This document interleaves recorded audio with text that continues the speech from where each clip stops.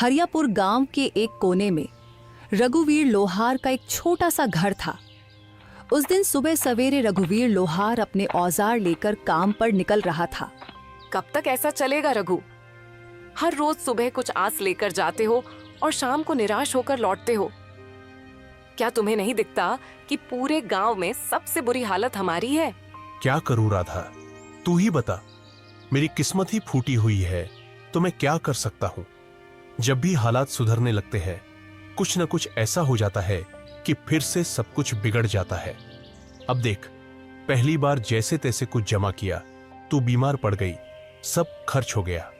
फिर रतन के पैर में वो गहरी चोट, पूरा इलाज करवाने में फिर से सब कुछ खत्म हो गया। तभी 10 साल का रतन दौड़ता हुआ आया और उसकी मासूम आंखों में भूख थी, पर मन में कुछ कहने की हिम्मत भी। पिताजी, मेरे मन में कई दिनों से अच्छा खाना खाने की इच्छा हो रही है। हमारे घर में दूसरों की तरह पकवान क्यों नहीं बनते? रघुवीर की आंखें नम हो गईं। तू चिंता मत कर बेटा, हमारे दिन भी जरूर बदलेंगे। एक वक्त आएगा जब हम लोग दूसरों से भी अच्छे पकवान बनाएंगे, फिर तेरा जो दिल करेगा वही खाएंगे। लेकिन पिताजी, एक बात बोलूं? जब पड़ोस की ताई अम्मा के घर से पकवानों की खुशबू आती है ना, तो मैं तो खिंचा चला जाता हूँ। एक दिन चला भी गया था, लेकिन उन्होंने मुझे देखते ही खाना छुपा लिया और कहा, यहाँ मत आ, भाग जा यहाँ से। तो मैं वापस आ गया। राधा की आंखों से आंसू बहने लगे। उसका दिल जैसे किसी ने मसल कर रख दिया हो। रघुवीर कुछ नहीं बोला, चुपचाप अपने औजार उठाए और लोहार की दुकान की ओर चल पड़ा। रघुवीर की लोहार की दुकान गांव के चौराहे पर थी। उस दिन जैसे ही उसने भट्टी सुलगाई और हथौड़ा उठाया, उसे लगा कि उसके बाजुओं में अब पहले जैसी ताकत नहीं रही। उसके हाथों की चोटें भी जैसे थक चुकी थीं। हे भगवान, और कितनी परीक्षाएं लोगे। आज एक भी ग्राहक नहीं आया और ऊपर से घर की हालत, रत्न की मासूम बातें, सब कुछ तोड़कर रख देती है। तभी गांव का मुखिया दुकान पर आ पहुंचा। उसके चेहरे पर एक औपचारिक मुस्कान थी। हाँ रघुवीर, क्या हुआ? आज तुम्हारे हाथों में पहले जैसा जोर नहीं दिख रहा। क्या बात है? मन कुछ बोझिल लग रहा है, क्यों? हाँ मुखिया जी, अब आप तो सब जानते हैं, फिर भी पूछते हैं। मेरा परिवार बहुत बड़ी आर्थिक तंगी में है। मेहनत तो बहुत करता हूं, लेकिन हाथों में किस्मत नहीं है। मुखिया चुप रहा, लेकिन तभी बगल से बाली आ गया। गांव का वो आदमी जिसे दूसरों के दुख में भी मजा आता था। मुखिया जी, मैं तो कहता हूं कि इस रघुवीर को गांव से निकाल देना चाहिए। उसकी मनहूस छाया धीरे धीरे पूरे गांव में फैल रही है। कहते हैं कुछ लोग ऐसे होते हैं जिन पर काल की छाया होती है और जो पूरे गांव को बर्बाद कर सकते हैं। मुखिया पहले चौंका, फिर हंसने लगा। बाली भी हंसने लगा। अरे बाली, तू भी ना चल, छोड़ इसे, चल यहाँ से। दोनों रघुवीर की हालत पर हंसे और चले गए। रघुवीर वहीं बैठा रहा, आंखें आसमान की ओर उठाए। हे भगवान, क्या मैंने अपनी तकदीर खुद लिखी थी? क्या मैंने किसी का बुरा किया है? कभी चोरी, कभी बेईमानी, मैंने कुछ बुरा नहीं किया। फिर मेरे ऊपर यह दुख क्यों आया है? क्यों? मेरे सपनों के दिए बुझ गए, मेरी उम्मीदों के चिराग बुझ गए। धुंध में खो गया हूं, कहीं से रास्ता नजर नहीं आता। यह तन्हाई कब खत्म होगी? उसकी हथेली से हथौड़ा नीचे गिर गया। उसका हौसला उस दिन भट्टी से पहले ही बुझ गया था। मैं आज भी खाली हाथ जाऊंगा। राधा उम्मीद लगाए बैठी होगी। मेरा तो घर जाने का भी मन नहीं कर रहा। मैं क्या करूं? मेरा बेटा भूखा होगा। शाम को रघुवीर थका हारा अपने घर पहुंचा। उसका चेहरा उदास था। जैसे ही उसने घर में कदम रखा, राधा ने उसे देख लिया। अरे क्या हुआ रघु? आज तुम्हारा चेहरा इतना उदास क्यों है? अरे कुछ तो कहो। रघुवीर की आंखें भर आईं। उसने धीरे से राधा की ओर देखा। अब तो सारे गांव वाले भी मेरी बुरी किस्मत का मजाक उड़ाने लगे हैं राधा। और क्या कहूं, आज तो दुकान पर एक भी ग्राहक नहीं आया। हाँ, और ऊपर से मुखिया और बाली, वो दोनों मेरी किस्मत पर हंसते हुए चले गए। मैं तुम्हारे लिए खाने के लिए भी कुछ नहीं ला सका। राधा चुप हो गई। उसकी आंखें भर आईं। सुबह जब तुम दुकान जा रहे थे तब मैं भी तुम्हें बोल रही थी, इसमें गलती मेरी भी है। मैं भी कभी तुम्हारे दुख को पूरी तरह समझ नहीं पाई। फिक्र मत करो, भगवान सब ठीक करेगा। रघुवीर कुछ नहीं बोला। वह चुपचाप चारपाई पर लेट गया। उसके हाथ कांप रहे थे, लेकिन आवाज नहीं निकली। अगले दिन सुबह होते ही राधा ने रघु से कहा, रघु, खाने के लिए कोई चीज उधार ही ले आओ। हमारे गांव की दुकान हो सकता है तुम्हें कुछ सामान उधार दे दे। नहीं राधा, मैं कल भी गया था उसके पास। वह पहले अपना पिछला उधार मांग रहा है। अब मुझे उसकी दुकान पर जाते हुए शर्म आती है। मुझे नहीं लगता कि हमारे हालात कभी भी ठीक हो सकेंगे।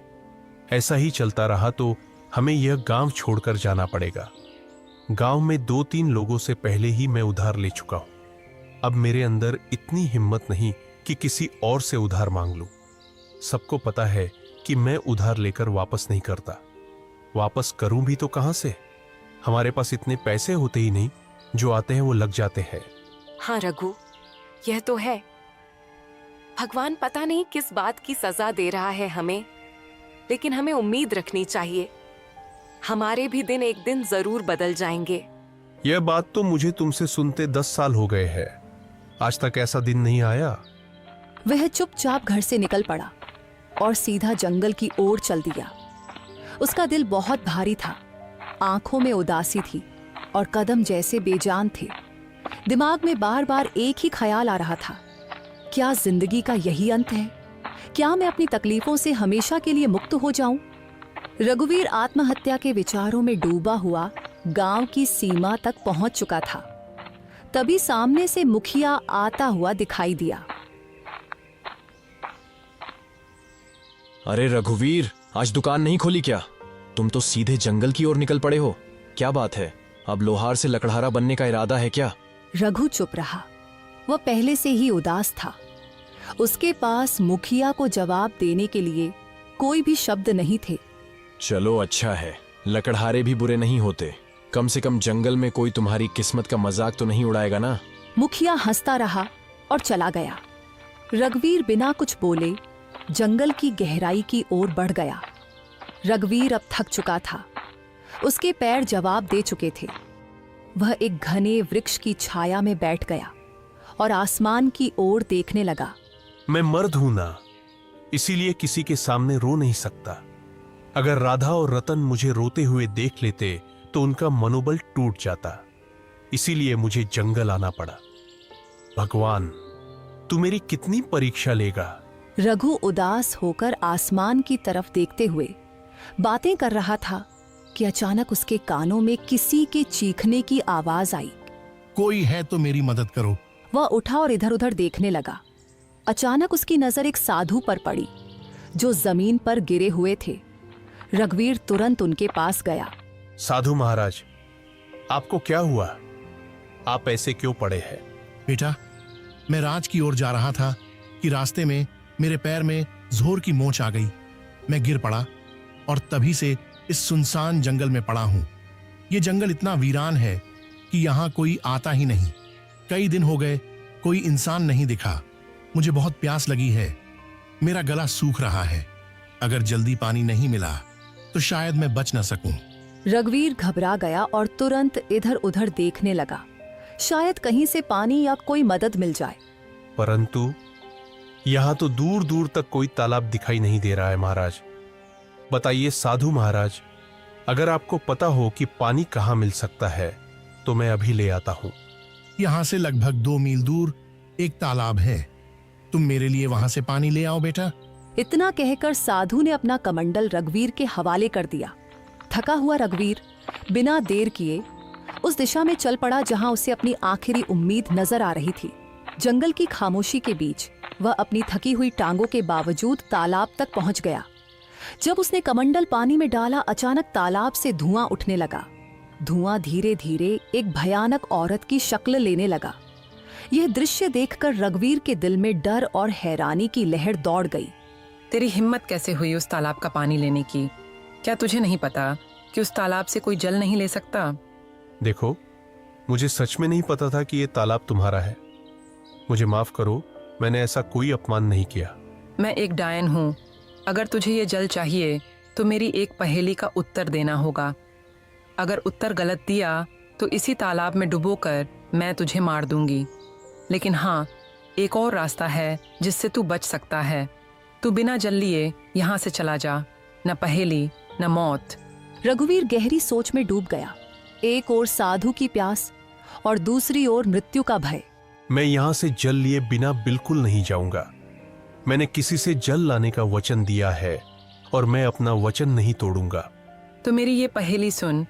एक घर ऐसा जो हर दिशा में खुला हो, जिसके अंदर उजाला हो, पर ना कोई खिड़की हो, ना कोई दरवाजा, ना कोई दीवार हो और ना ही कोई जमीन, फिर भी सब कुछ उसमें समाया हो। बता, कौन है वो? रघुवीर ने कुछ क्षणों के लिए अपनी आंखें मूंद ली। उसकी सांसें तेज और बेकाबू थीं, मानो दिल के भीतर एक तूफान चल रहा हो। लेकिन उसके चेहरे पर एक अनोखा सा सुकून था, एक गहराई से भरा शांत भाव, जैसे वो अपने भीतर की रोशनी से सच्चाई को खोजने की कोशिश कर रहा हो।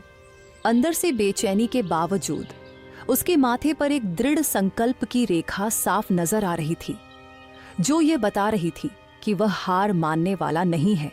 वो है मनुष्य का मन, जो हर दिशा में खुला होता है, जिसमें उजाला भी होता है और अंधकार भी। ना कोई दीवार, ना कोई दरवाजा, फिर भी उसमें पूरा संसार समा जाता है। डायन कुछ पल चुप रही, जैसे रघुवीर के उत्तर पर हैरान हो गई हो। फिर अचानक वह जोर से हंसने लगी, एक ऐसी हंसी जिसमें हैरानी, गुस्सा और शायद थोड़ी सी खुशी भी छुपी हुई थी। तू पहला योगी है जिसने मेरी पहेली का सही उत्तर दिया है। जा, जितना जल चाहिए ले जा। आज तुझसे मिलकर मुझे प्रसन्नता हुई। रघुवीर ने अपने कमंडल को ठंडे और साफ जल से भर लिया। उसकी आंखों में एक चमक थी, सफलता और संतोष की। फिर वह तेजी से लौट पड़ा। कदमों में जल्दी थी लेकिन दिल में शांति। वह सीधे उसी स्थान पर पहुंचा जहां साधु महाराज निर्जीव से पड़े थे, जैसे उनके जीवन की आखिरी उम्मीद सिर्फ रघुवीर की वापसी से जुड़ी हो। लीजिए महाराज, मैं जल ले आया हूं। साधु ने जल पीते ही रघुवीर को गहराई से देखा। उनकी आंखों में हैरानी और आश्चर्य साफ झलक रहा था। बेटा, क्या सच में तुमने इसी तालाब से जल लिया है? हाँ महाराज, आपने कहा था और मैंने निभाया। मुझे लगा था कि तुम जल नहीं ला पाओगे, क्योंकि मैं जानता था कि उस तालाब में एक डायन का वास है। जब भी कोई मनुष्य जंगल में आता है, मैं हमेशा उसकी ऐसी ही परीक्षा लेता हूं। अक्सर मैंने देखा है कि वह मनुष्य डायन के डर से भाग जाता है, लेकिन तुम पहले मनुष्य हो जिसने उस डायन की पहेली को हल किया और मेरे लिए जल लेकर आए हो। इतना कहकर साधु ने अपनी आंखें बंद की और कुछ मंत्र पढ़ने लगे। तभी वहां रंग बिरंगी किरणों के साथ एक सुंदर हिरण प्रकट हो गया। तूने मेरी मदद की है, इसीलिए मैं तुझे यह भेंट देना चाहता हूँ। साधु महाराज, इतना तो मुझे पता चल गया है कि आप कोई चमत्कारी साधु हैं, परंतु मैं इस हिरण का क्या करूंगा महाराज? इसे अपने घर ले जा और अपनी बेटी की तरह पाल इसे। और याद रख, यह हिरण तेरी किस्मत बदल देगा। मैं जानता हूं कि तू सबसे ज्यादा अपनी किस्मत की वजह से परेशान है, वरना तेरे अंदर कोई बुराई नहीं है। तू मेहनती लोहार है, तेरे मन में कोई लालच नहीं है और तू दूसरों की मदद करने वाला भी है। इतना कहकर साधु वहां से चले गए। रघुवीर ने उस हिरण को सावधानी से उठाया और अपने घर ले आया। हिरण की सुंदरता और चमक देखकर रघुवीर के दिल में नई उम्मीद जगी और उसने ठाना कि उसकी रक्षा करेगा और अपनी किस्मत बदलने की कोशिश करेगा। अरे, ये हिरण आपको कहाँ से मिला? रघुवीर ने सारी कहानी राधा को सुनाई। हमारे घर तो वैसे ही खाने के लाले पड़े हैं। साधु महाराज को अगर देना ही होता तो धन देते। इस हिरण को क्यों पकड़वाया? हाँ, अब साधु महाराज ने कुछ सोच समझ कर ही दिया होगा। उन्हें भी तो हमारी इस हालत के बारे में अच्छी तरह पता था। तभी वहां रतन आ गया। पिताजी, यह हिरण वाकई बहुत अच्छा है। मेरे साथ तो अब गांव का कोई भी बच्चा नहीं खेलता, क्योंकि हम गरीब हैं ना। लेकिन अब मैं इस हिरण के साथ खेलूंगा। इतना कहकर रतन हिरण को लेकर घर से बाहर चला गया और खेलने लगा। हिरण इतना सुंदर था कि जिस किसी की भी नजर उस पर पड़ती उसका मन मोह जाता। अगले दिन जब रघुवीर अपने दुकान पर जाने की तैयारी कर रहा था, तभी गांव का जमींदार उसके घर आ पहुंचा। आप तो जमींदार हैं, मेरे घर पर क्या करने आए हैं? इससे पहले तो आप कभी नहीं आए। भला मुझ जैसे गरीब के घर में आपका क्या काम है? हाँ, बात तो तू सही कह रहा है रघुवीर, लेकिन बात यह है कि आज मैंने तेरे बेटे यानी रतन को एक हिरण के साथ खेलते देखा है। वह हिरण वाह वाह वाह बहुत ही सुंदर था, और तू जानता है कि मुझे जानवरों को पिंजरे में रखने का कितना शौक है, तो मैं वह हिरण खरीदना चाहता हूँ। राधा यहाँ सुनकर चौकस हो गई। वह कुछ कहने ही वाली थी कि माफ कीजिए, मैं वह हिरण आपको नहीं बेच सकता। अरे भाई, मैं तुम्हें इसकी अच्छी कीमत दूंगा। आप मुझे चाहे उसकी कितनी भी कीमत दे, माफ कीजिएगा, मैं उस हिरण को नहीं बेचूंगा। जमींदार क्रोधित होकर वहां से चला गया। आपने ये क्या किया? जमींदार हमें इसकी अच्छी कीमत दे सकता था, हमारी हालत कुछ बेहतर हो सकती थी। मैं यह हिरण नहीं बेचूंगा राधा, क्योंकि यह हिरण मुझे साधु महाराज ने भेंट किया है, और भेंट की हुई वस्तुओं को कभी बेचा नहीं जाता। कुछ दिन ऐसे ही बीत गए। रघुवीर और उसका परिवार हिरण से इतना जुड़ गया था कि उसे छोड़ने का ख्याल भी नहीं आता था। फिर कुछ दिनों बाद एक व्यापारी वहां आ पहुंचा। अरे भाई, मुझे तुम्हारा यह हिरण बहुत पसंद आया है। मैं तुम्हें इसकी मांगी हुई कीमत दूंगा। यह हिरण मुझे बेच दो। तुम चाहे मुझे कितना भी धन क्यों ना दो, मैं इसे नहीं बेचूंगा। अरे, तुम गरीब के गरीब ही रहोगे। तुम सामान्य लोहार हो, समझते ही नहीं कुछ। व्यापारी वहां से चला गया। राधा रघुवीर पर गुस्सा हो गई। जब से ये हिरण आया है, तब से हमारा खर्चा और बढ़ गया है। पहले जमींदार को लौटा दिया और अब व्यापारी को भी मना कर दिया। क्यों नहीं बेचा इसे? राधा, न जाने क्यों मुझे इस हिरण से अब एक खास लगाव हो गया है, और वैसे भी साधु महाराज ने कहा था कि इसे अपनी बेटी की तरह पालना। अब ये मेरी बेटी जैसा है, और भला कोई अपनी बेटी या को मांगी हुई कीमत पर बेचता है क्या? खुद सोचो ना। राधा यह सुनकर चुप हो गई और नम आंखों से मुस्कुराने लगी। धीरे धीरे वह हिरण उनके परिवार का हिस्सा बन गया। वहीं किशोनगर के राजमहल में उदासी छाई हुई थी। राजा विक्रम अपनी 20 वर्षीय पुत्री चंद्रलीका को देख रहे थे, जो बेहोशी की स्थिति में थी। उनके बगल में राजगुरु थे। राजगुरु, क्या मेरी पुत्री ठीक हो पाएगी? मैंने राज्य के बड़े बड़े वैद्यों को दिखाया, लेकिन कोई फायदा नहीं हुआ। महाराज, आपकी पुत्री को एक विचित्र बीमारी है। इसका इलाज शंभू है, लेकिन वह अत्यंत दुर्लभ है। तो फिर जल्दी से बताइए ना गुरुजी, इलाज क्या है? ध्यान से सुनिए। एक मायावी हिरण का आंसू और एक गरीब मनुष्य का आंसू, जब ये दोनों एक साथ मिलेंगे तो वे एक दिव्य पुष्प में बदल जाएंगे। उस पुष्प को राजकुमारी के शरीर पर स्पर्श कराना होगा, तभी वे स्वस्थ हो पाएंगी। तो फिर बताइए, वह मायावी हिरण कहाँ मिलेगा? मैं उसे किसी भी कीमत पर ढूंढ लाऊंगा। और गरीब की बात तो कीजिए ही मत। हमारे राज्य में गरीबों की कोई कमी नहीं है। आपने पूरी बात सुनी नहीं महाराज। अगर किसी गरीब को जबरदस्ती रुलाया गया तो वह आंसू व्यर्थ होगा। दोनों को अपने आप दिल से रोना होगा, तभी वह पुष्प प्रकट होगा। तो फिर क्या? तुम्हें पता है राजगुरु की वह हिरण इस समय किसके पास है? हाँ महाराज, मैंने साधना के दौरान यह देखा है।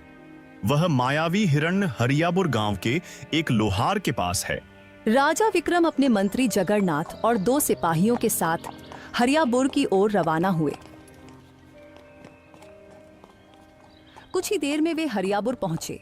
वहां गांव का मुखिया दौड़ता हुआ आया। हमारे तो भाग्य ही खुल गए। राजा विक्रम पधारे हैं। मुझे तुम्हारी बातें सुनने में कोई दिलचस्पी नहीं है। बस इतना बताओ, क्या इस गांव में कोई लोहार रहता है जिसके पास एक हिरण है? हाँ महाराज, रघुवीर लोहार है। पूरे गांव को पता है कि उसके पास एक हिरण है, और वह हिरण किसी को देता भी नहीं है, क्योंकि वह अत्यंत सुंदर है। मुखिया राजा विक्रम को लेकर रघुवीर के घर की ओर चल पड़ा। मंत्री, 2 सिपाही और स्वयं राजा को देखकर रघुवीर चौंक गया। क्यों? क्या तुम्हारे पास कोई हिरण है? और क्या वह मायावी भी है? प्रणाम महाराज। प्रणाम। हाँ महाराज, मेरे पास एक हिरण है, लेकिन मुझे नहीं पता कि वह मायावी है या साधारण। मेरे लिए तो वह मेरे बेटे जैसा है। वह हिरण तुम्हें कहां से मिला? एक साधु महाराज ने मुझे यह हिरण भेंट किया था महाराज। समझ गया। उस साधु ने तुम्हें एक मायावी हिरण दिया है। चलो, मैं उसे खरीदना चाहता हूं। क्षमा कीजिए महाराज, मैं इसे बेचना नहीं चाहता और बेच भी नहीं सकता। महाराज, यह इतना ही मूर्ख है कि जमींदार ने भी इसे खरीदने की कोशिश की, मगर उसने नहीं बेचा। हमारे गांव का सबसे बड़ा व्यापारी महंगी कीमत देने आया, लेकिन फिर भी वह नहीं बिका, और अब उसने आपको भी मना कर दिया है। उसकी हिम्मत तो देखिए। देखो लोहार, मुझे उस हिरण की बहुत जरूरत है। मैं तुम्हें उसकी महंगी कीमत दूंगा, समझ रहे हो ना? महाराज, मैं नहीं दूंगा, क्षमा कीजिए। मैं तुम्हें आधा राज सूप दूंगा, बस मुझे वह हिरण दे दो। नहीं महाराज, अगर आप मुझे पूरा राज भी दे दे तब भी मैं उसे आपको नहीं दूंगा, क्षमा करें। सिपाहियों, इस लोहार को बंदी बना दो और उस हिरण को पकड़कर महल में ले आओ। चलो। सिपाहियों ने रघुवीर और हिरण दोनों को पकड़कर महाराज के सामने पेश किया। कैसा लग रहा है अब मूर्ख? मैं तुम्हें आधा राज्य देने को तैयार था और तुमने इनकार कर दिया। अब मैं तुम्हें उस हिरण को बिल्कुल नहीं दूंगा। आखिरी बार देख ले इसे, मूर्ख कहीं के। महाराज, मैं जानता हूं कि आप जो निर्णय लेते हैं उस पर अडिग रहते हैं। बस आपसे मेरी एक विनती है, मैं अपने इस हिरण को एक बार गले लगाना चाहता हूं। मैंने इसे अपने बेटे जैसा चाहा है। जा, तुम्हें इतनी मोहब्बत है तो जा गले लगा ले इसे। रघुवीर ने दौड़कर उस हिरण को गले लगा लिया। दोनों की आंखों से आंसू बहने लगे और जैसे ही वे आंसू धरती पर गिरे, वहां एक नीला फूल खिल गया। महाराज, यही वह फूल है जो आपकी पुत्री को ठीक कर सकता है। राजा विक्रम दौड़कर फूल लेकर अपनी पुत्री के कमरे में गए। फूल जैसे ही पुत्री के शरीर को छुआ, वह होश में आ गई। राजा विक्रम खुशी से राज दरबार वापस आ गए। मुझे माफ कर दो रघुवीर, मैंने अपनी पुत्री के प्यार में अंधा होकर तुम्हारे साथ अन्याय किया। तुम्हारे आंसू सच्चे थे। अब मैं समझ गया कि तुम कितना सत्य बोल रहे थे। तभी वहां साधु महाराज प्रकट हो गए। महाराज, यह गरीब लोहार किस्मत का मारा है। उस हिरण को मैंने ही उसे भेंट किया था और मैंने कहा था कि यह उसकी किस्मत बदलेगा। मैं जानता था कि आपकी पुत्री का इलाज उसी मायावी हिरण से होगा, लेकिन वह तभी संभव था जब हिरण पालने वाले की आंखों से सच्चे आंसू निकले, और सच्चे आंसू केवल सच्चे इंसान के निकलते हैं। साधु ने रघुवीर को देखकर कहा, रघुवीर, तुम्हारा काम पूरा हुआ, और जैसा कि मैंने कहा था, यह हिरण तुम्हारी किस्मत बदलेगा। अब समय आ गया है। रघुवीर, हम तुम्हें बहुत सा सोना देते हैं। तुम्हारी वजह से हमारी पुत्री ठीक हो गई है। हम तुम्हारा यह एहसान कभी नहीं भूलेंगे। महाराज, आपकी मेहरबानी है, लेकिन कृपया करके मुझे यह न दे। नहीं नहीं नहीं रघुवीर, यह भेंट है और भेंट को कभी ठुकराते नहीं। आज से तुम मेरे राजमहल में मेरे सलाहकार बनकर रहोगे और मेरे खजाने की रिक्शा का काम तुम्हारे कंधों पर होगा। तुम सच्चे इंसान हो, और हां, जिस गांव में तुम रहते हो, आज से तुम उस गांव के जमींदार हो। वह पूरा गांव अब तुम्हारा होगा। रघुवीर पूरी दौलत लेकर अपने घर वापसी की राह पर निकला, जो उसकी मेहनत, ईमानदारी और सच्चाई का अनमोल इनाम था। इस तरह एक सामान्य लोहार अपनी मेहनत और प्यार की वजह से अपनी किस्मत बदलने में कामयाब हो गया। उसका जीवन अब पहले से कहीं ज्यादा खुशहाल और सफल था, और वह अपने गांव के लिए एक मिसाल बन गया।